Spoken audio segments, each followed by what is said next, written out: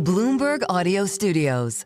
Podcasts, radio, news. Larry Summers, the former U.S. Treasury Secretary and Harvard University President Emeritus, who is here with us on Bloomberg TV and radio. Mr. Secretary, it's great to have you, and thanks very much for your patience with us as we work through all of this news. Obviously, and you've spoken about this at length with our colleague David Weston, there is economic impact of tariffs to consider. But what about the potential economic toll when it comes to business investment and activity on the part of consumers of just a lack of certainty around what these policies actually look like? Is implementing them and pulling them back just as damaging potentially as leaving them intact? Look, it's all there. These tariffs are a self-inflicted supply shock wound. Higher prices, less competitiveness because businesses are having to pay more for all their inputs, and because they have to pay higher prices, less purchasing power for consumers, which means fewer jobs down the road. So these are like an oil price shock. They're just all bad for the economy. And they're probably they probably were like an oil price shock of $40 a barrel in terms of what was being done to Mexico and Canada. And now with these changes, maybe it's only $25 or $30 a barrel. But it's still clear, big, and bad. That's why before they started saying they were going to take the tariffs off, almost $2 trillion of stock market wealth had been destroyed in a matter of 2 days. Now nobody knows quite what's going to happen, but why would you make an important investment decision amidst all of this uncertainty? If you were thinking about buying a new car or buying a new house, wouldn't you wait?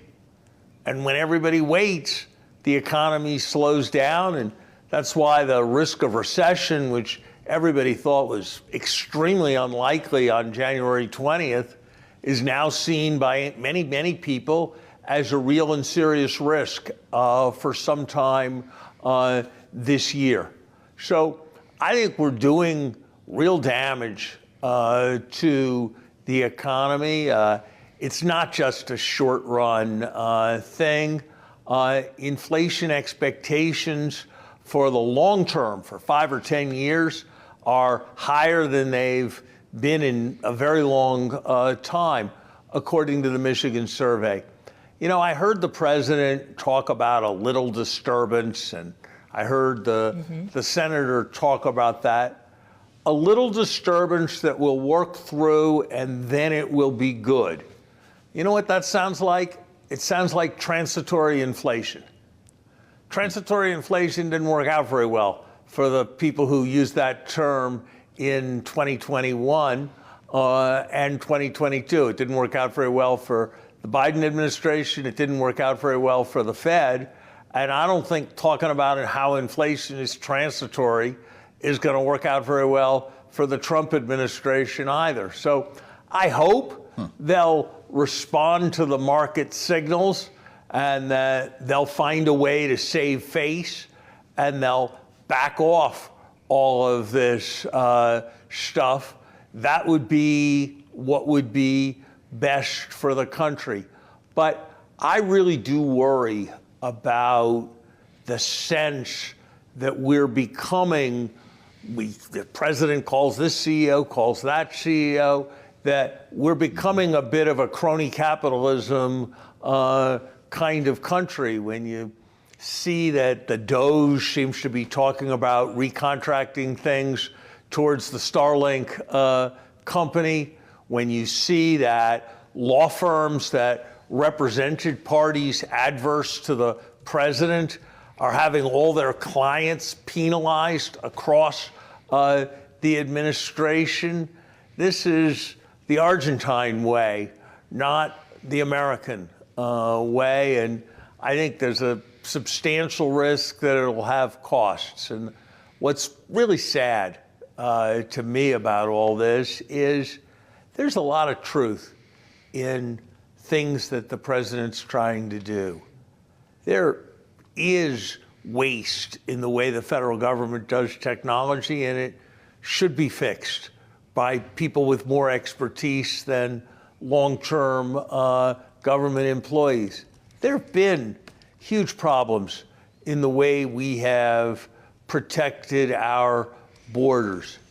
We've emphasized too much things other than excellence in hiring workers for too long. We've had too much regulation that has slowed things down too much and made it expensive to build things. Sometimes other countries have taken advantage of the United States. And so there are impulses here that are right. But if you do things too impulsively, too quickly, too carelessly, and with too many conflicts of interest where the people who are advising you are also the people who are profiting from you, then I think you're taking big risks with our economic system. Well, so, Mr. Secretary, you just said a lot that we can unpack here. When it comes to tariffs, we read you. What will be the economic impact of the DOGE? Because that's bringing an enormous amount of confusion as well. Hesitancy to hire is the headline on the ADP jobs report today. Elon Musk is on Capitol Hill meeting with members of the House and Senate right now, presumably to connect the dots between what the DOGE is finding and some form of legislation that will be leading its way to a budget. But the fog that's coming from DOGE with the wall of receipts, some of the claims that have not turned out to be true, the gutting of the IRS, means what for our economy? I think it means more chaos, higher prices, and probably next to no progress on the government deficit. Look, the IRS needs more workers, not fewer. In one recent 3-year period, there were 100 people who had incomes over $10 million who didn't even get their returns audited in any way when they didn't file any return at all. So, yeah, we got to work on the IRS. But when we go cutting the air traffic safety systems, when we go slashing thousands of people whose job it is to enforce the tax law and to man the helplines, and we do it on an impulse and a few hours study by a person with no past experience in government, gee, I think that's dangerous. And that's the American part of it for the economy. That's probably what's most important to Americans. I have to say that when I read that the United States has for decades, since President Bush, who was certainly no fiery liberal, put in place a program to build goodwill for the United States by providing medicines for AIDS and other diseases that has saved millions of lives, saved more than 1 million lives per year. When I see that medicine from that program has just been ruthlessly cut off, despite congressional approval, with no protection or careful thought, and that people are dying because the United States just decided to go do a bunch of experiments like it was a business being restructured, that scares me. So I think this is going to be pretty serious for our economy. And look, President Trump is someone who has, in the past at least, always, when the stock market went up, he was always linking it to what he did. And we couldn't have had clearer evidence over the last couple days that when he's pursuing the policies about which he's enthusiastic, the market is plummeting. And when he's reversing course, the market is rallying. Yeah. And I hope that'll be a lesson on many aspects of the broad approach. Well, it also is creating an interesting split screen, Mr. Secretary, because as we have the conversation here about the rattling of U.S. equity markets, everything you just talked about in terms of what potentially could be happening in the U.S. economy, you are seeing a flood of capital into Europe as Germany is now signaling they're going to have a whatever it takes approach to increase spending. We've seen a flood into European equities, obviously massive action in the bond market today. Is this the end potentially of U.S. exceptionalism?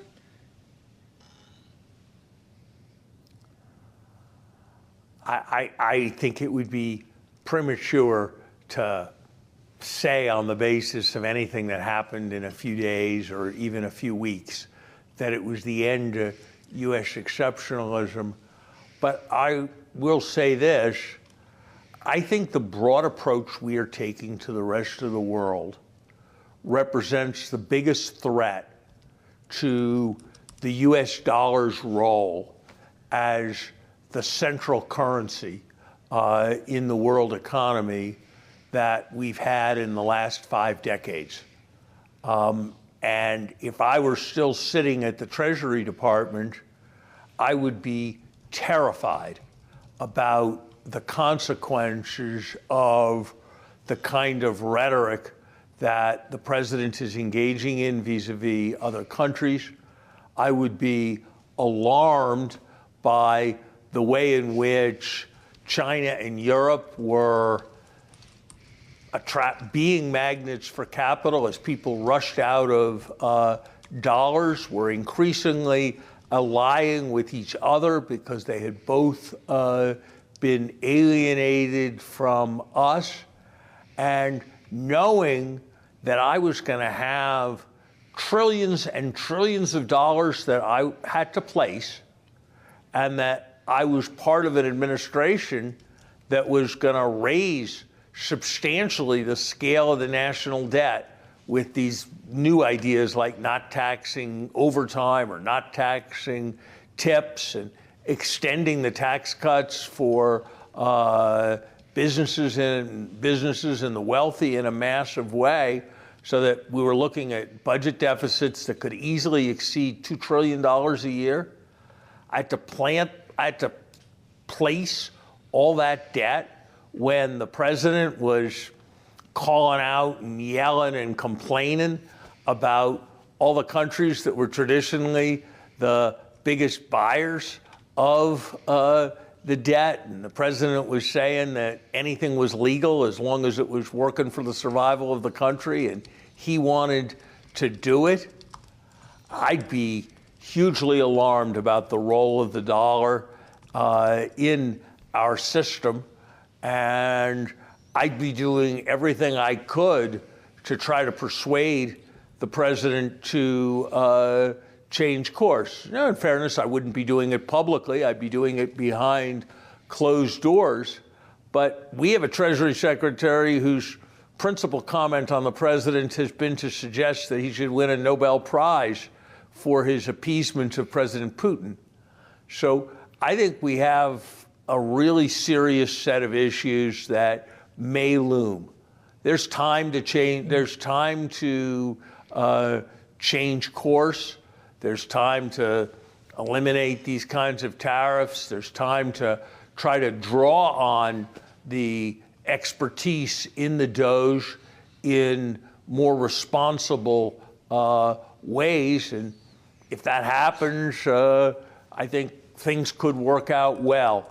But gosh, we're looking at some risks and uncertainties of a kind we haven't seen before. You know, Wall Street, as you know better than I, because you report on it all the time, has this thing, the VIX, the so-called fear gauge. It went up by almost 50% in a matter of a couple days because of the things that were being said. So I just hope that we can all take a deep breath, that we can recognize that there are plenty of real problems that need to be addressed, and that the president in his campaign identified some important directions in which our country and its economy could be made better. But God, the way we're going about it is something that seems very scary to me. That VIX is down today, but still holding above 22. Larry, it's really great to have you with us here on Balance of Power. We do appreciate the conversation. The former U.S. Treasury Secretary Larry Summers, of course, Harvard University President Emeritus, with his insights on tariffs, tax cuts, and a lot more today in a live conversation on Bloomberg TV and radio.